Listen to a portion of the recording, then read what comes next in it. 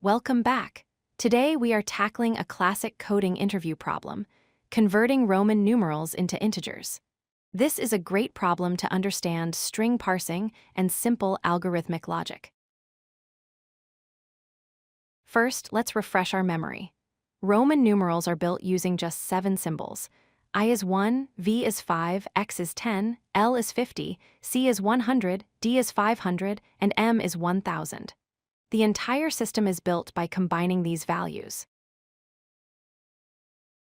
There are 2 main rules for combining these symbols. The first is the addition rule. If a symbol is written after a symbol of equal or greater value, you simply add them together. For example, 6 is 5 plus 1. 27 is 10 plus 10 plus 5 plus 1 plus 1. The second rule is the tricky one, the subtraction rule. If a smaller symbol appears before a larger one, you subtract the smaller value from the larger one. So, IV is 4 because we subtract 1 from 5. CM is 900 because we subtract 100 from 1000. Our goal is to write a function that takes a string of Roman numerals and returns the integer value. For instance, inputting 3 i's should give us 3. Inputting MCMXCIV should give us 1994. Here is the strategy. First, we need a map to look up the values. Then, we process the string from left to right. The key insight is comparing the current symbol with the next symbol. That comparison tells us whether to add or subtract. Let's break down that decision.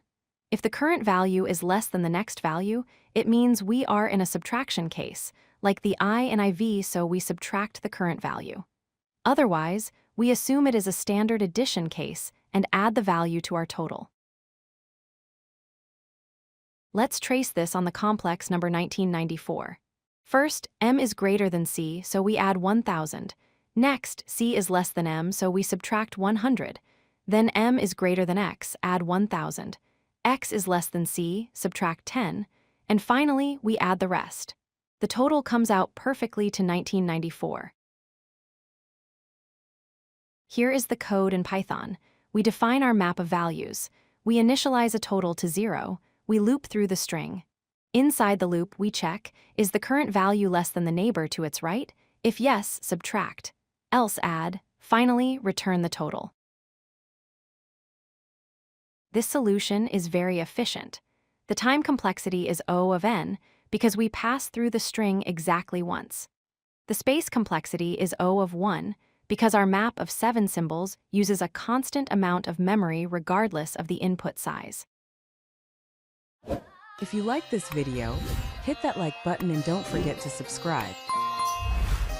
Visit codelucky.com for more such useful content.